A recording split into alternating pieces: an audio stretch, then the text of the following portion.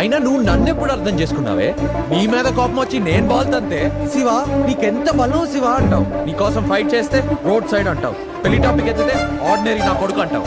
కానీ నీ ఊహల్లో ఉన్నాడు మాత్రం నీకు రాజ్ కుమారుడు. వాడు ఎలా ఉంటాడని అడిగావనుకో అని ఒక ఎక్స్ప్రెషన్ ఇస్తావు. డైలాగ్ లేదు, ఎక్స్ప్రెషన్ తప్ప. అసలు క్లారిటీ లేదే నీకు. ఇంతకాలం నిన్ను ప్రేమించాను కాబట్టి నీతో కలిసి బతకాలనుకున్నా. ఇప్పుడు ఆ ప్రేమ లేదు. ఆ ప్రేమ ప్లేస్ లో అసహ్యం స్టార్ట్ అయింది.